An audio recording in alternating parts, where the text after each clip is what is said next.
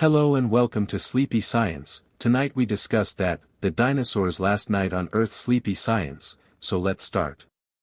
When time began to dance. Lose your eyes and breathe in, and out, slowly now. Let your eyelids grow heavy as we travel back through the layers of time, through centuries packed like sedimentary rock, through millennia stacked like the pages of some ancient book. Come with me to a world untouched by human eyes, where the air shimmers with forgotten warmth and the very earth pulses with new possibilities. This is our portal to the Mesozoic, not the Hollywood version with constant roars and shattering violence, but the true prehistoric world, a place of quiet marvels and gradual transformations. Picture yourself standing on the edge of a vast floodplain, your bare feet sinking slightly into damp, reddish soil that has never known a plow or pavement.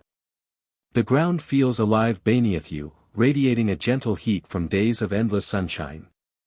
Before you stretches a landscape that would make modern rainforests seem sparse. Towering tree ferns unfurl their fiddlehead fronds like ballerinas stretching after a long sleep, while cycads spread their palm-like leaves in perfect spirals, each one a geometric masterpiece. The air carries a perfume unlike anything in our time, part damp earth, part resin from ancient conifers, with an underlying musk of living things growing, breathing, evolving. Above this primeval garden, the sky wears a different shade of blue, deeper, richer, tinged with more violet than we know today. The sun, though fundamentally the same star that warms our modern world, casts a slightly different light through an atmosphere thicker with oxygen and carbon dioxide. Clouds move languidly across this alien sky, their shapes familiar yet somehow more vibrant, more alive. At night, without any light pollution to dim their glory, the stars would blaze with an intensity that modern humans can scarcely imagine, their constellations completely unrecognizable in positions our ancestors wouldn't name for another 250 million years. Beneath your feet, the very continents are in motion, not with the sudden lurches of earthquakes, but with the slow, inevitable grace of geological time. Pangaea, that last great supercontinent, has just begun its long breakup. What will one day become the familiar shapes of our world are only starting to form. Cracks appear like the first wrinkles on aging skin, allowing shallow seas to spill across the land in warm, teeming lagoons. The Atlantic Ocean is just a twinkle in the planet's eye, a mere fissure compared to the vast expanse it will become. These landmasses move at about the speed your fingernails grow, imperceptible in a human lifetime, but unstoppable over the ages. The climate is uniformly warm from pole to equator, with none of the sharp temperature variations we know today. There are no ice caps, no frozen tundras, just a gentle gradient from tropical to temperate. Seasons exist, but they're muted, like colors seen through frosted glass. Rain falls in regular, predictable patterns, feeding vast river systems that meander across the flat landscapes, their waters teeming with primitive fish and amphibians that have survived the great Permian extinction. And what of life in this newborn world? The catastrophic event that ended the Paleozoic has left the stage nearly empty. The previous actors, those strange, often grotesque creatures of the Permian period, having made their final bows. In their place, new players are testing their voices, learning their parts. Tiny, shrew-like mammals scurry through the undergrowth, their warm blood and fur making them adaptable to various niches, though for now they remain small and insignificant. Crocodilian ancestors patrol the waterways, already perfecting their ambush strategies. But the true heirs to this world are stirring elsewhere.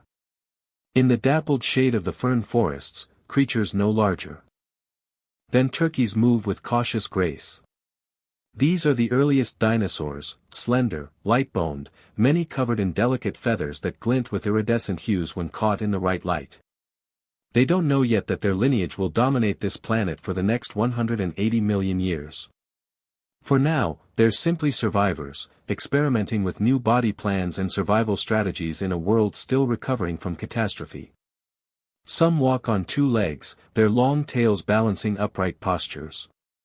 Others remain quadrupedal, browsing on the lush vegetation. All of them bear the genetic potential for what's to come, the sauropods that will tower over forests, the predators that will shake the ground with their footsteps, the bird-like species that will one day take to the skies.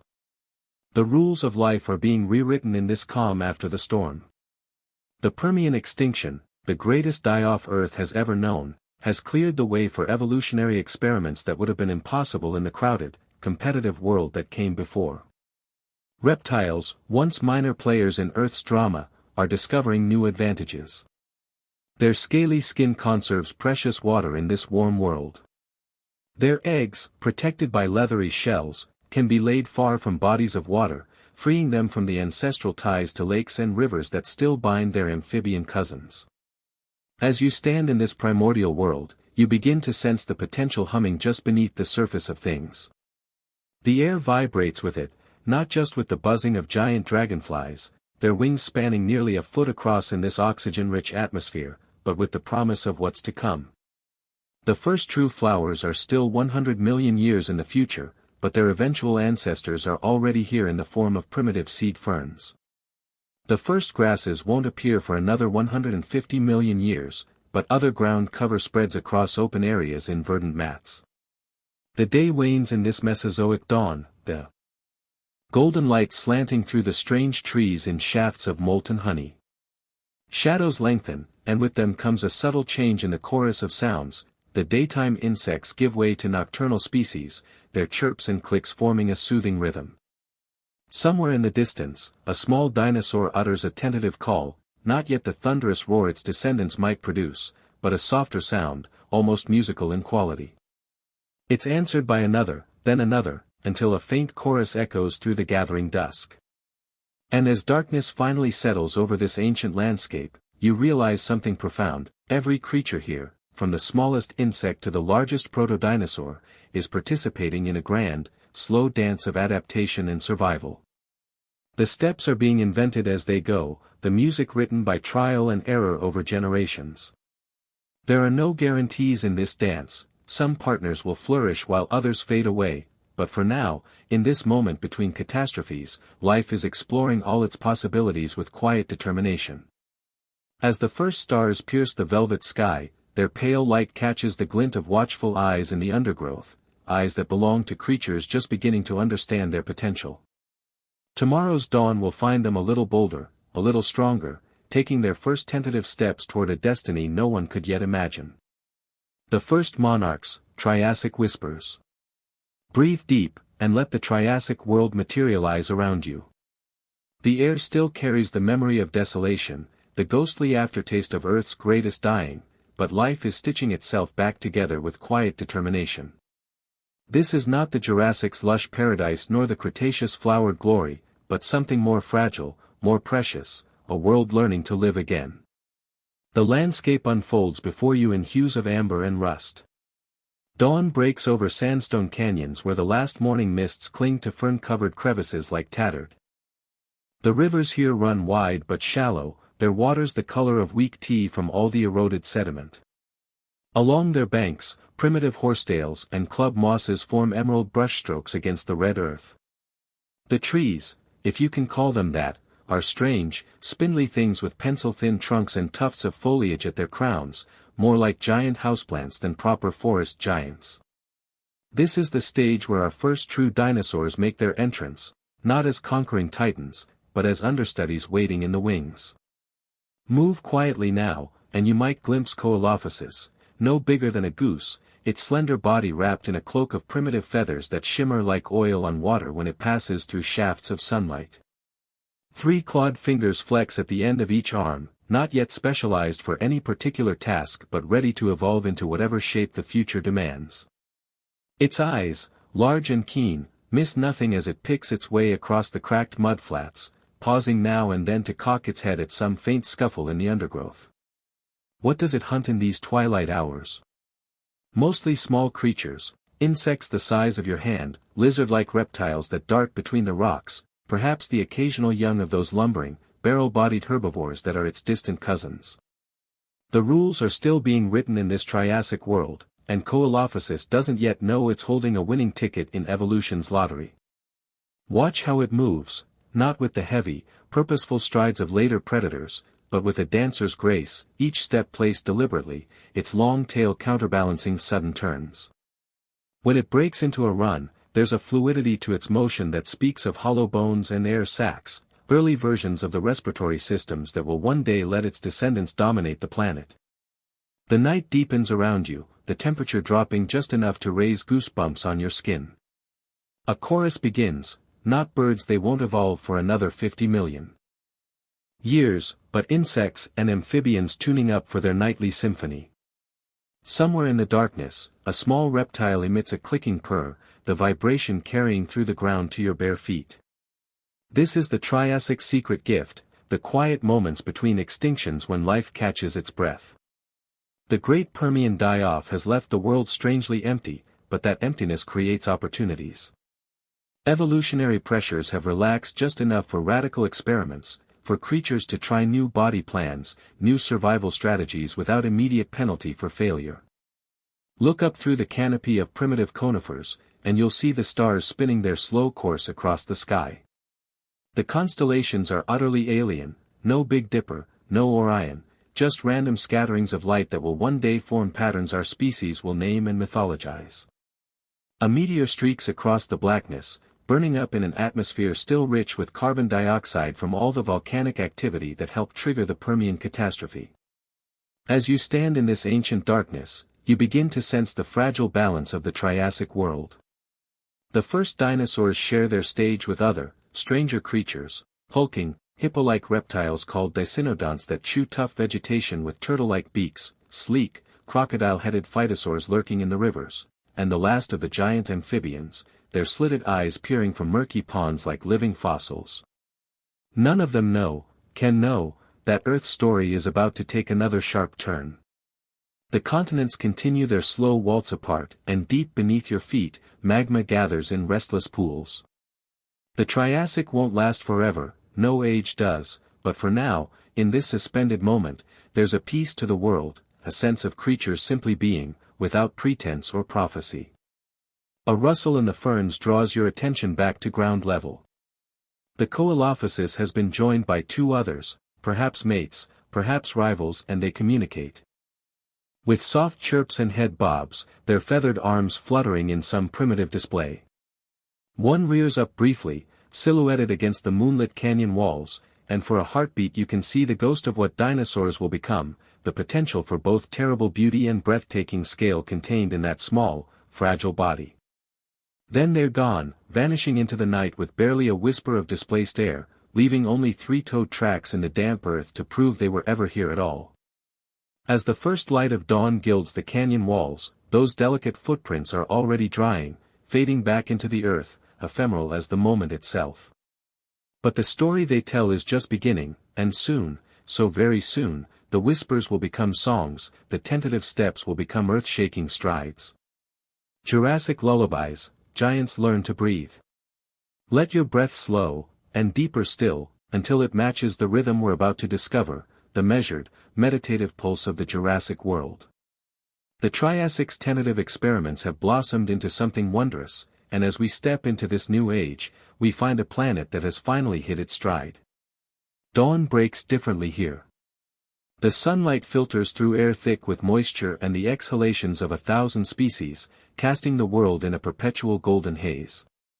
Gone are the sparse, scraggly forests of the Triassic, in their place stand cathedral-like groves of towering conifers and ginkgos, their canopies so dense they create entire weather systems beneath their boughs. The humidity wraps around you like a warm blanket, carrying the scent of damp bark and crushed fern, of resin oozing from araucaria trees, of something indefinably ancient and alive. Listen. Beneath the ever-present chorus of chirping insects and buzzing prehistoric flies, there's another sound, a deep, resonant whoosh that comes at regular intervals, like waves breaking on some distant shore. Follow it through the primeval forest, brushing aside giant ferns that release clouds of spores with every touch, and you'll find its source, a Brachiosaurus herd moving through the mist-shrouded trees. Each breath these titans take could fill a hot air balloon. Their enormous lungs, stretched across hollow bones reinforced with air sacs, process oxygen with an efficiency that puts modern mammals to shame. Watch as one pauses to browse on cycad fronds 40 feet above the ground, its nostrils flare at the top of its crest-like head, inhaling air that hasn't yet been warmed by passage through a long nasal passage. The exhale forms a miniature cloud in the cool morning air, sparkling with moisture before dissipating into the canopy. Their hearts, weighing as much as a grown man, beat just 12 times a minute, each thunderous pulse sending blood through necks long enough to stretch across 2 school buses parked end to end. This is the secret of their success, a respiratory system more akin to birds than reptiles, allowing them to thrive in an atmosphere still richer in oxygen than our own. Every inch of their bodies is optimized for this world, their pillar-like legs distribute weight perfectly, their whip-like tails counterbalance those impossible necks, and their teeth, chisel-shaped and perpetually replaced, make quick work of the toughest vegetation. But the true marvel reveals itself when the herd moves on. As the Brachiosaurus family resumes their stately procession, and they always travel in families, fossil trackways show adults flanking juveniles, the ground trembles not from their footsteps alone, but from the coordinated rhythm of their breathing. In and out, in perfect unison, as if the entire group shares one vast set of lungs. The vibration travels up through your legs, resonating in your chest, a biological metronome keeping time for the Jurassic world. Shift your gaze downward, where the undergrowth stirs with smaller lives. A Stegosaurus, no small creature itself at 20 feet long, nudged through the ferns, its back adorned with those famous plates that glow faintly with blood vessels just beneath the surface. Recent studies suggest these weren't just for show, they functioned as nature's earliest radiant heating and cooling system. In the morning chill, the plates would darken to absorb sunlight, by midday, they'd flush pink to release excess heat. Watch how they pulse now with the Stegosaurus' slow metabolism, cycling through sunset hues as the dinosaur regulates its temperature with the calm precision of a master engineer. The Jurassic thrives on these quiet innovations.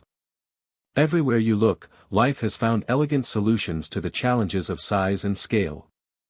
Dilophosaurus, with its distinctive double crest, uses the structure not for battle but as a natural resonating chamber, its calls carry for miles through the dense forests. Allosaurus, the apex predator of its age, moves with a predator's grace but also a scholar's patience. Studies of its brain cavity reveal unusually large regions for planning and coordination. Even the plants have adapted in remarkable ways. Fern spores now contain minute amounts of natural antihistamines to discourage hungry herbivores, while conifers produce sticky resins that trap destructive insects in golden time capsules. As midday approaches, the air grows heavy with the scent of impending rain. Thunder rumbles in the distance, not the sharp cracks of modern storms, but deep, prolonged booms that shake the pollen from tree branches. The Brachiosaurus herd lifts its collective head as one, sensing the change in barometric pressure. Some unspoken signal passes between them, and they begin moving toward higher ground with the deliberate pace of creatures who have weathered countless such storms. The first raindrops fall warm and fat, exploding against the giant leaves like liquid marbles.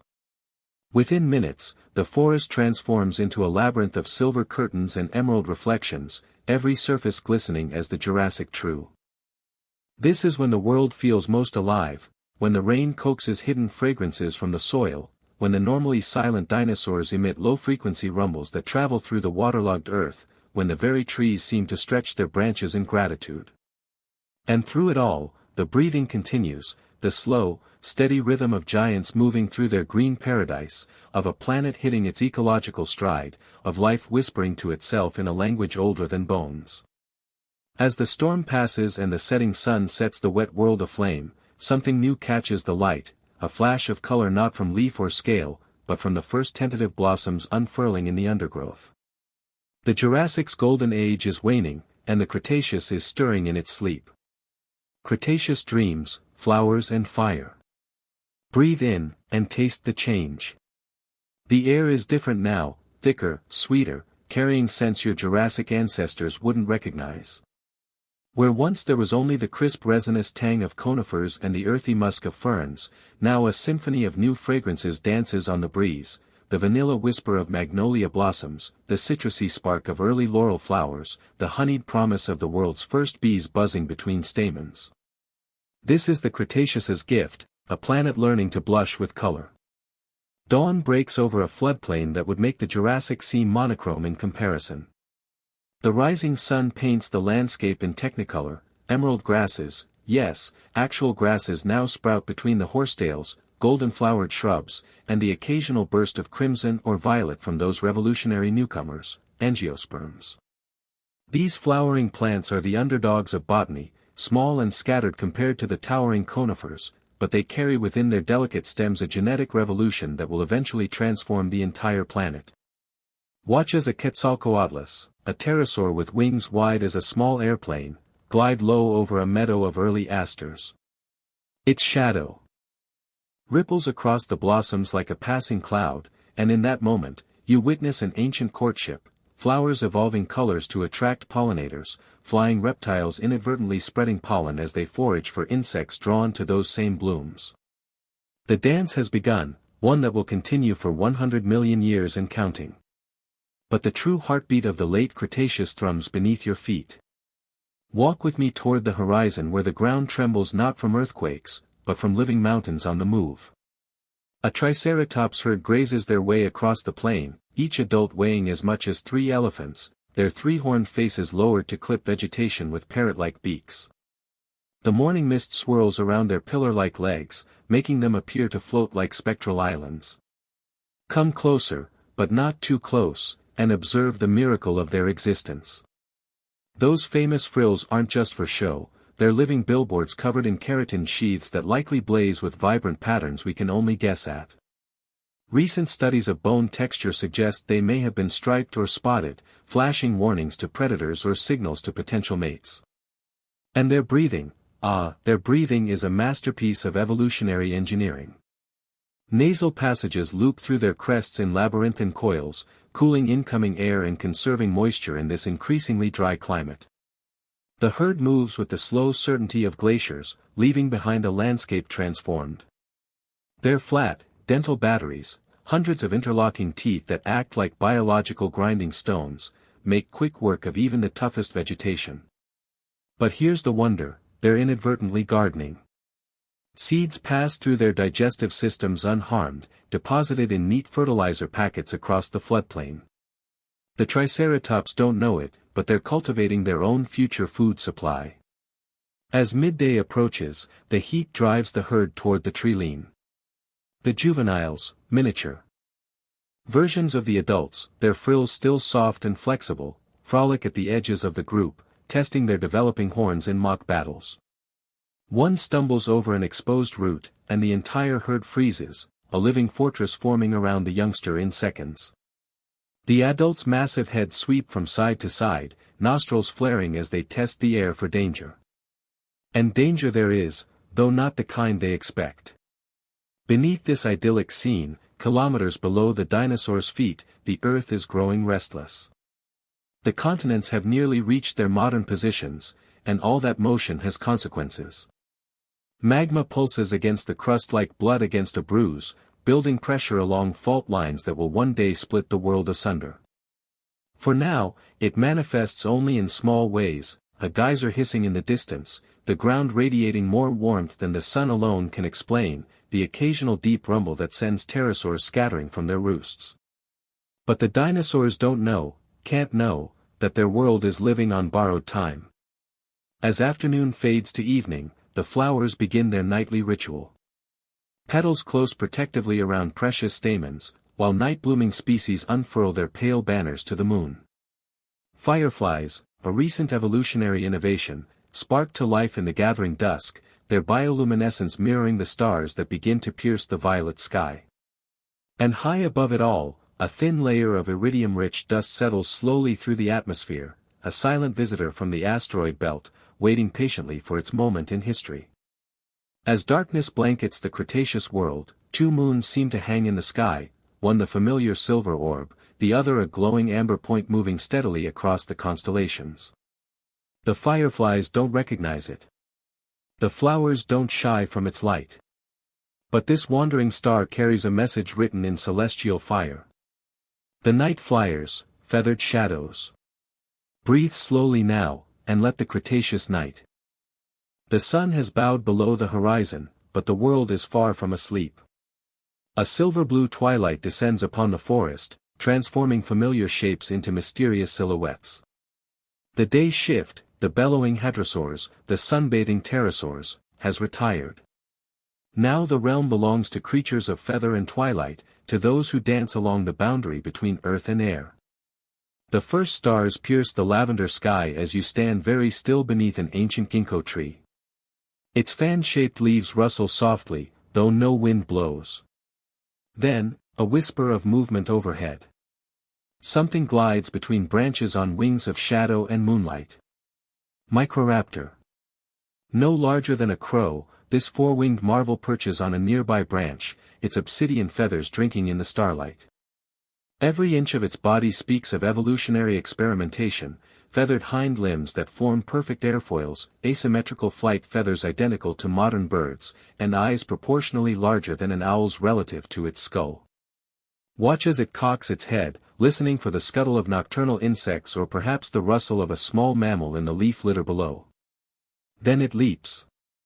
Not a clumsy plummet like a lizard might make, but a controlled, sweeping dive.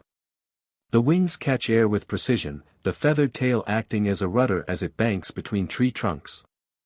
For a breathtaking moment, it's not quite a bird nor strictly a dinosaur, but something gloriously in between, a creature rewriting the rules of flight mid-glide. When it alights on a distant branch, the impact doesn't even shake the dew from the leaves. This is the Cretaceous dark, not a time of predators and prey in simple terms, but of endless nuance. The Microraptor isn't alone in its aerial ballet.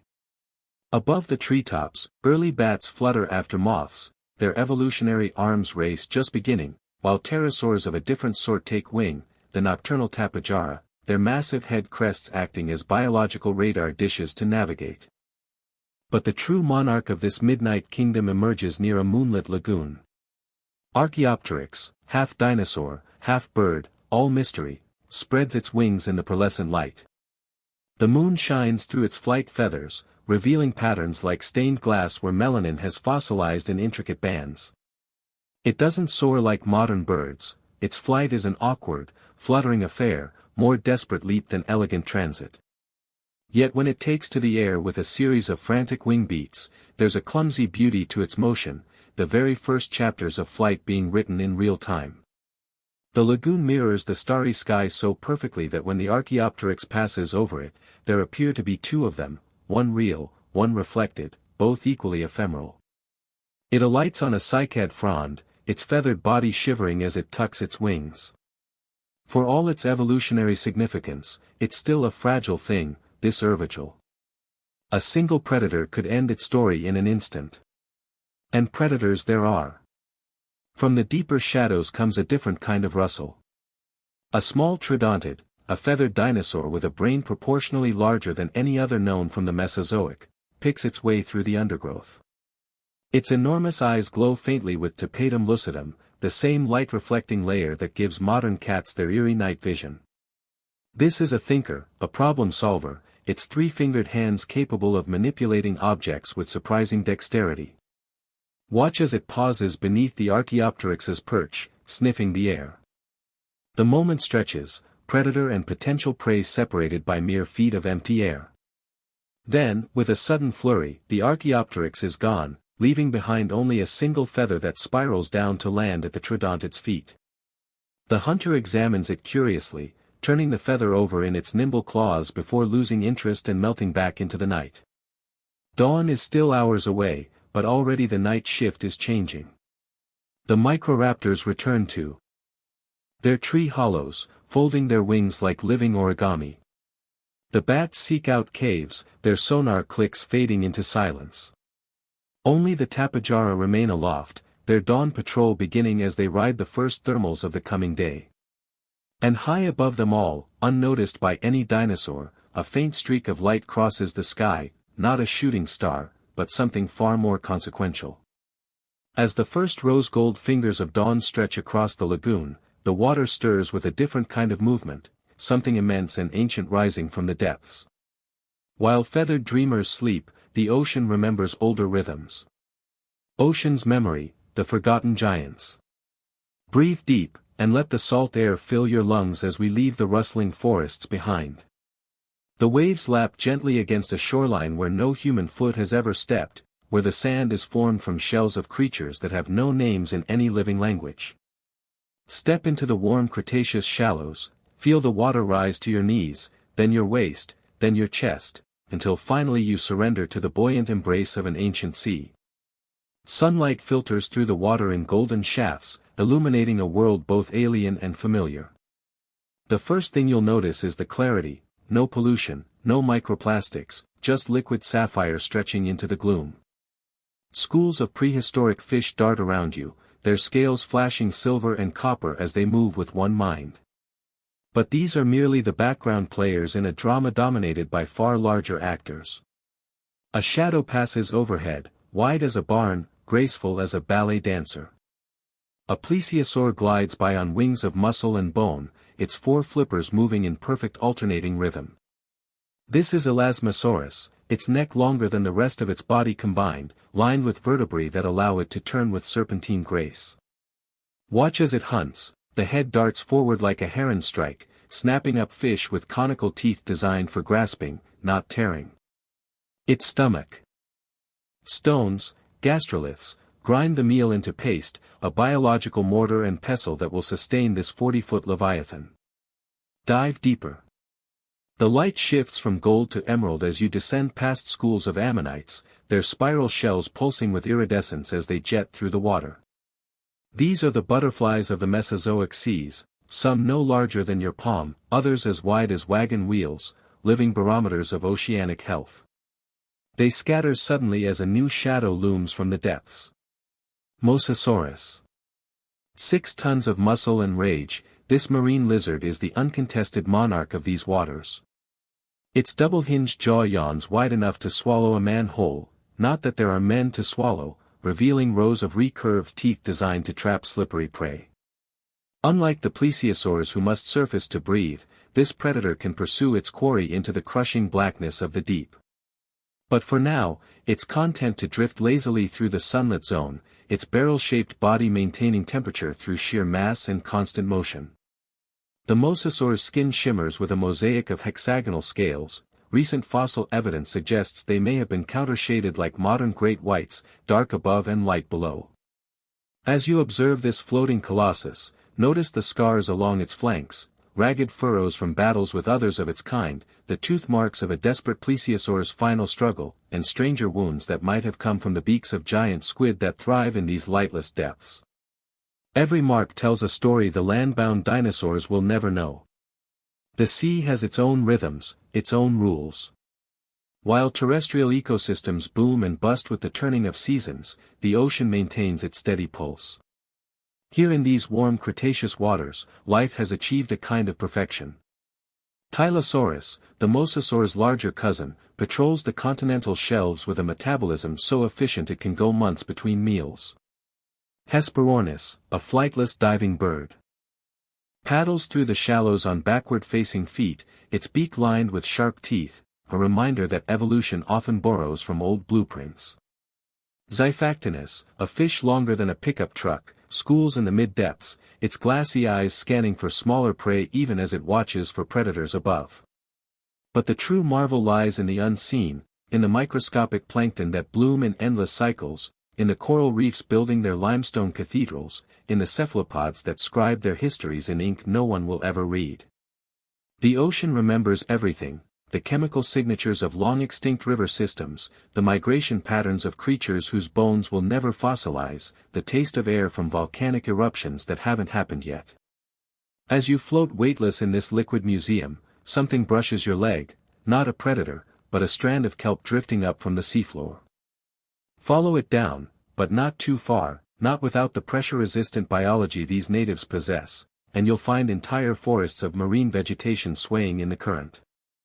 Crinoids, flower-like echinoderms on slender stalks, wave their feathery arms to catch plankton, while horseshoe crabs crawl over the sandy bottom in patterns unchanged for 200 million years.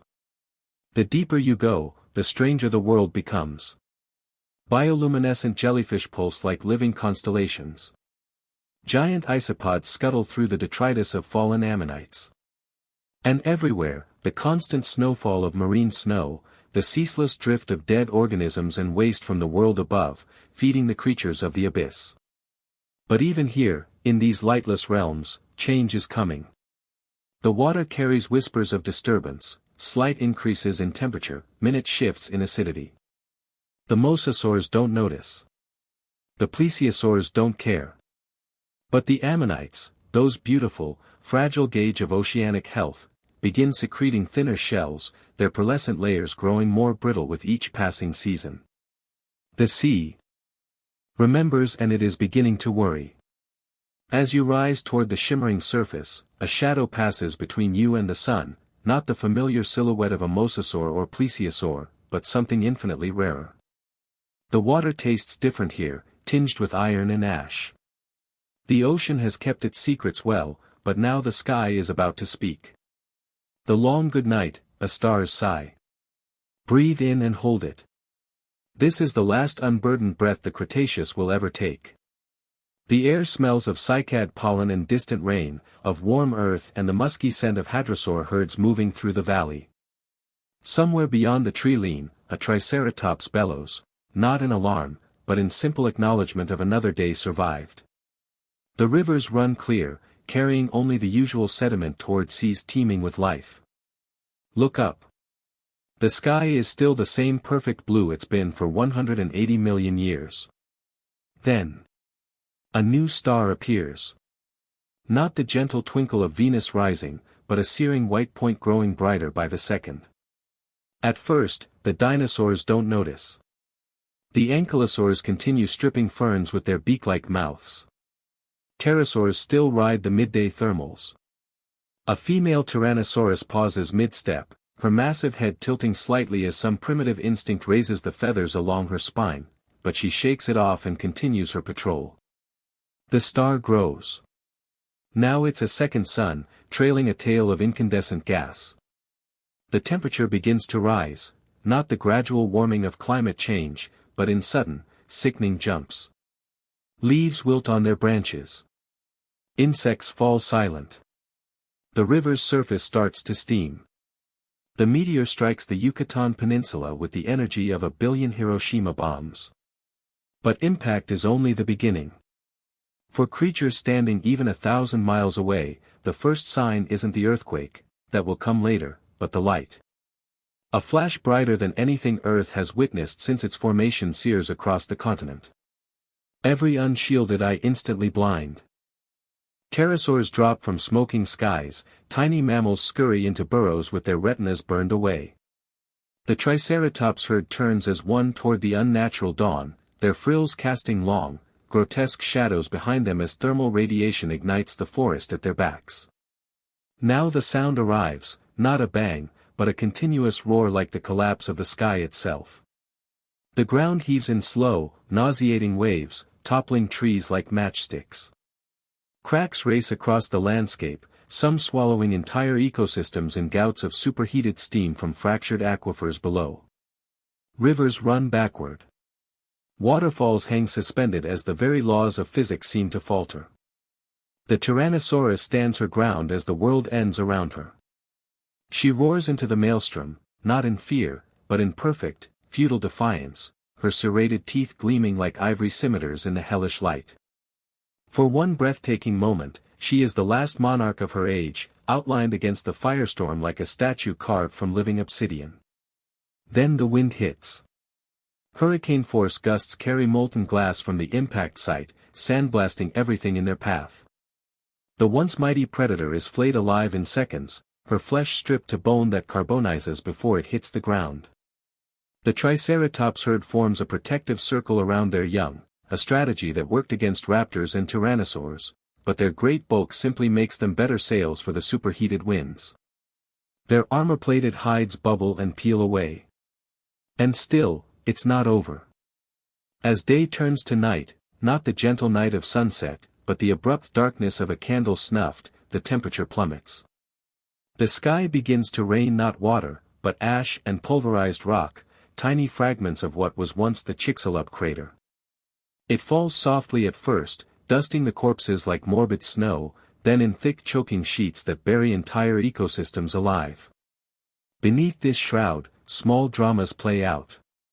A mother mammal curls around her naked young in a Burrow 3 meters underground, their rapid heartbeats the only defiance against the dying world above. A crocodile slides into a sulfurous hot spring, her metabolism slowing to near suspension as she prepares to wait out the catastrophe. A single-winged dinosaur, smaller than a chicken, huddles in the hollow of a shattered tree, its feathers matted with ash but still intact. The oceans fare no better. Tsunamis half-a-mile-high scour coastlines clean, while the water itself turns to acid from all the vaporized limestone. Ammonites dissolve mid-swim, their beautiful shells unable to withstand the sudden pH shift. Mosasaurs gasp at the surface as their gills are seared by sulfuric rain. And yet, deep in the Mariana Trench equivalent of the Cretaceous, a handful of blind, eel-like creatures continue their slow lives, unaware that the world above has ended. Around hydrothermal vents, entire ecosystems powered by chemosynthesis thrive in perfect ignorance. The seafloor's constant snow of dead organisms becomes a blizzard, not that anything down here minds the extra food. The planet has survived worse. It will survive this. But the age of dinosaurs is over. As the ash settles over a world grown still, the first tentative raindrops begin their work, not the acidic deluge of the impact winter, but clean water washing the wounds of the earth. Somewhere beneath the devastation, seeds that haven't sprouted in 200 million years are stirring in the dark. After the dream, what remains? The world wakes from its fever dream. The choking ash clouds that once blotted out the sun now thin to a hazy veil, allowing pale golden light to filter through to a scarred and silent landscape. The air still carries the acrid tang of burned forests and volcanic gases, but beneath it, faint as a whisper, you can detect something new, the earthy perfume of damp soil stirring back to life. The rains have come at last, gentle but persistent, washing away the worst of the debris and leaving behind a patchwork of mudflats and shallow pools that glitter like shattered mirrors under the weak Cretaceous sun. Walk carefully here. The ground is a graveyard masquerading as geology. What appear to be ordinary rocks reveal themselves on closer inspection to be the remains of the once mighty, a curved section of hadrosaur rib cage here, the distinctive frill of a juvenile triceratops there, all encased in stone like insects in amber. The bones tell no tales of struggle, these creatures didn't die fighting, but simply, stopped, their bodies buried so rapidly by falling ash that even the delicate latticework of their vertebrae remains perfectly preserved. The silence is absolute, no bird calls, no buzzing insects, just the occasional plink of water dripping from the few surviving ginkgo branches onto stone. Yet movement flickers at the edges of vision. A small, furry shape darts between fern stumps, a mammal, its coat dusted with ash but its eyes bright with cautious curiosity. While the giants slept their final sleep, these humble survivors weathered the storm in burrows and hollow logs, their small bodies needing less food, their rapid life cycles allowing them to adapt where the dinosaurs could not. They scavenge now among the ruins, finding sustenance in hardy seeds that survived the firestorm and protective casings, in fungi that thrive on all the decaying matter, in the occasional miraculous cache of insect larvae protected by some chance pocket of damp soil. The oceans tell a similar story of quiet resurgence. The great marine reptiles are gone, their massive skeletons already being colonized by strange new creatures, early crabs and urchins that pick at the remains with methodical determination. But in the shadow of these ruins, other life persists. Certain species of sharks cruise the deeper waters, their ancient biology proving resilient to the changes. Tiny fish that once schooled in the shadow of mosasaurs now multiply unchecked, their populations exploding in the absence of predators. And on the seafloor, the humble nautilus, cousin to the extinct ammonites, begins tentatively expanding into ecological niches left vacant by the catastrophe. Most remarkably, the plants remember. In sheltered valleys where moisture collected, where the ash fell just shallow enough, green tendrils push through the gray. Not the towering conifers and cycads of the old world, but something humbler, flowering plants whose ancestors were mere understory decoration in the age of dinosaurs. Their seeds waited patiently through decades of darkness, some dispersed by wind, others by the bellies of surviving animals, all carrying within them the genetic instructions for a new kind of world. Already their roots are working the soil, breaking up the compacted layers, preparing the earth for forests yet unborn. The rain falls harder now, its rhythm steady and soothing, washing away the last of the airborne particulates to reveal, for the first time in years, a glimpse of the true blue sky beyond. The water gathers in shallow depressions, creating temporary oases where the first brave dragonflies hover, their iridescent wings catching the light in flashes of sapphire and emerald. They dart and dance above the water's surface, performing an aerial ballet older than the dinosaurs themselves, a promise that life's patterns will continue even if the players have changed. And high above, unnoticed by any living thing on the ravaged planet below, the stars emerge one by one in the clearing sky, the same stars that shone on the Jurassic Giants, the Triassic pioneers, and will shine on whatever comes next. The universe watches with quiet indifference as Earth draws its first shuddering breath after the long nightmare, preparing to write a new chapter in its endless story of death and rebirth. As the last light fades on this broken but breathing world, the soil stirs with a movement too subtle for any eye to see, tiny roots probing downward, mycelial networks reweaving their subterranean tapestry, an invisible preparation for the green dawn to come. The age of giants is over, but the earth hasn't finished dreaming yet. The storytellers, bones and starlight. The desert wind carries ghosts tonight. It sighs through the badlands of Montana, swirling around the exposed ribs of ancient stone, plucking at the tent flaps of a paleontology dig site like an impatient child begging for a story. Inside, a single lantern burns, a tiny island of light in a sea of Cretaceous darkness, casting long shadows that dance across carefully arranged bones. A scientist kneels in the dust, her brush moving in slow, reverent strokes across the curve of a fossilized frill. Each grain of sand she removes reveals another letter in a 66-million-year-old sentence, another piece of a story the earth has been waiting to tell. This is how we meet them now, not as living, breathing creatures, but as echoes captured in stone. The mighty Tyrannosaurus is reduced to a jigsaw puzzle of femurs and vertebrae, its teeth carefully numbered and catalogued. The graceful hadrosaurs exist as trails of footprints frozen in ancient mudflats, their passing recorded with the same permanence as the tides. Even the delicate microraptors come to us as shadow puppets, dark stains of feather impressions surrounding their delicate skeletons, their wings spread in eternal flight. But oh, what magic we've learned to see in these stones. The child sees it first. Small fingers hover over the glass case in the museum's dim light, not quite touching the fossilized nest before her. The eggs are arranged just as they were found, a perfect circle of potential, some still containing the delicate bones of unhatched babies. They're not the famous raptor eggs of Hollywood legend, but something far more precious, the remains of a small, bird-like oviraptorosaur caught in the act of motherhood. The position of the arms, wrapped protectively around the clutch, and the lack of crushing bite marks finally proved what scientists had long suspected: this was no egg thief, but a caring parent, fossilized in the Cretaceous equivalent of a fox caught in its den. The child doesn't know the Latin names or the academic debates, but she understands the essential truth: this was someone who loved their babies. The connection spans millennia, bridging the gap between then and now with simple empathy.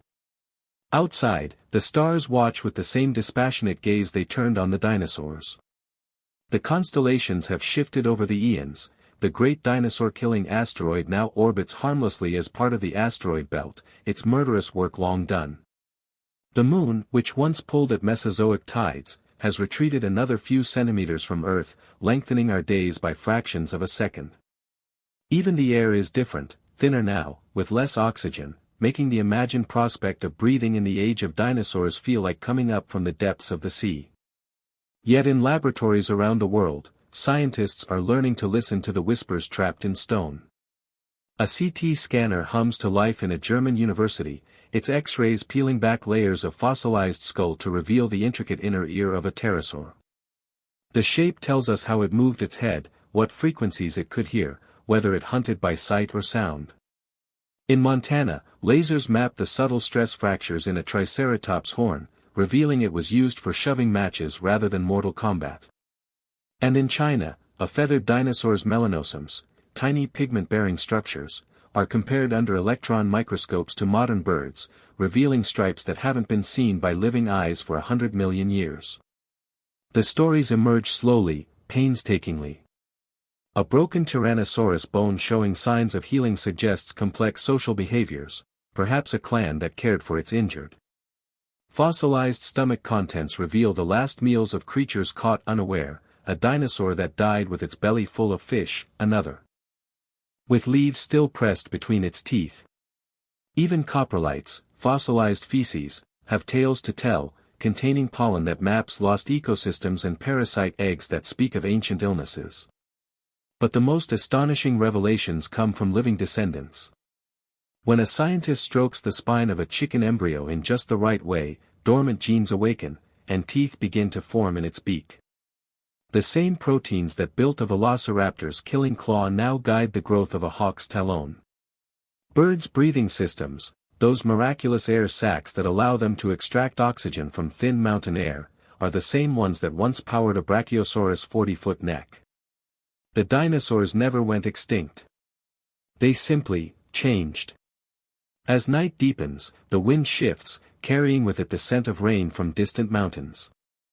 The paleontologist at the dig site straightens, rubbing her stiff back as she surveys the progress. The skeleton emerging from the rock isn't some dramatic predator, but a humble ornithopod, a plant-eater that might have weighed no more than a deer. Its bones are delicate, almost bird-like, and the sediment around them contains something extraordinary, a perfect impression of its skin, showing the pebbly texture and even the occasional larger scale. She'll never know how this creature died, whether it fell victim to a predator, succumbed to disease, or simply collapsed from old age. But she knows how it lived. The wear patterns on its teeth speak of tough, fibrous plants. The proportions of its limbs suggest a creature built for both speed and stamina. And the position of the body, curled slightly, as if in sleep, hints at a peaceful end. Somewhere in the distance, a night bird calls, a descendant of those same small, feathered dinosaurs that once flitted through Cretaceous forests. The sound carries across the ages, a living link to the world we're only beginning to understand. As the first raindrops begin to fall, tapping against the fossilized bones like an impatient messenger, the scientist covers her excavation with a tarp. The stories will keep until morning. For now, she lifts her face to the storm, imagining the same water falling on living dinosaurs, the same elements cycling endlessly through time, the same stars watching over us all. The quiet that connects us, a universe of shared silence. Breathe in and out, slowly now. The night has grown deep around you, the stars wheeling their ancient paths across the dome of the sky. Somewhere above, the same constellations that once watched over sleeping dinosaurs now gaze down upon your pillow, their light unchanged through all the millennia of Earth's transformations. That simple fact carries a quiet comfort. No matter how much our world changes, the universe continues its grand, silent symphony. The dinosaurs knew this silence too. When a Tyrannosaurus paused to drink from a moonlit river, when a Triceratops calf nuzzled against its mother's side, when a Microraptor preened its feathers before sleep, they all rested beneath this same cosmic hush. The stars that witnessed their reign now bear witness to ours, impartial observers to Earth's ever-unfolding story. We've traveled far together in this journey, from the first tentative steps of Triassic reptiles to the thundering footsteps of Cretaceous giants, from the searing flash of the asteroid to the slow rebirth that followed. But the greatest lesson lies not in the roar of existence, but in the spaces between. Consider the fossil record itself, those exquisite moments of preservation where bone became stone. For every skeleton we find, millions more dissolved into the earth without a trace. The fossils we cherish are like musical notes scattered across a vast sheet of silence, inviting us to imagine the melodies that might connect them. A dinosaur's life contained countless ordinary moments, sleeping in the shade, drinking from a stream, watching cloud drift overhead, that left no physical trace yet were just as real as the bones we dig up today. The same principle holds true for the universe's grander scales. That B-flat from the Perseus cluster's black hole may reverberate for millions of years, but the intervals between vibrations could cradle entire civilizations. The gravitational waves from colliding neutron stars pass through us in less than a second, leaving centuries of quiet in their wake. Even the cosmic microwave background, the afterglow of creation itself, is mostly static, punctuated by infinitesimal fluctuations. Silence isn't emptiness. It's the canvas on which existence paints itself. Turn your attention inward now, to the quiet space between heartbeats. That interval, too brief to measure yet profound in its implications, mirrors the cosmic pauses we've explored. Your breath, your pulse, the firing of neurons in your brain all follow rhythms that alternate between sound and stillness. The dinosaurs' world thrived on similar patterns, day and night, monsoon and drought, waking and sleep. Modern life often tries to fill these natural silences, with chatter, with notifications, with endless noise. But the universe reminds us that pauses have purpose. It was in the quiet after the asteroid strike that mammals found their opening. It's in the silent depths of space that stars gather the energy to ignite. And it's in these still moments before sleep that our minds weave the day's experiences into lasting memory. As your eyelids grow heavy, consider one final marvel: the atoms in your body right now, the calcium in your bones, the iron in your blood, were forged in the hearts of long-dead stars. Some of those atoms may have once been part of a dinosaur's tooth, a pterosaur's wing, or a mosasaur's scale before being recycled through Earth's great systems. You are, quite literally, made from stardust and ancient lives, as were the dinosaurs, as will be whatever creatures come after us. The universe doesn't distinguish between past and present in its elemental alchemy. A carbon atom in a Jurassic fern, a Cretaceous feather, and your own breath are fundamentally identical. The silence that cradled the dinosaurs now cradles you, the same forces that shaped their world still sculpting ours, gravity arranging galaxies, tectonic plates shifting continents, evolution testing new forms. So breathe deep of this shared silence. Let it settle in your bones like the finest volcanic ash, preserving this moment just as it preserved the dinosaurs' final days. The night will end, the sun will rise, and life, in all its resilient, improbable wonder, will continue its dance. But for now, rest easy in the knowledge that you belong to a story far grander than any single lifetime can contain, a story written in starlight and stone, in thunder and quiet, in the endless, beautiful exchange between sound and silence. As sleep finally claims you, the last conscious thought dissolves like a fossil returning to the earth, not gone, just resting until it's time to tell its story again. The dinosaurs sleep. The stars keep watch. And the great, silent symphony of the universe plays on. Now the dinosaurs drift to sleep in their rocky beds, the stars keep watch as they have for eons, and you, curled beneath these same ancient constellations, can rest at last. Breathe deep of time. Let go. The story continues, but for now just sleep. Good night.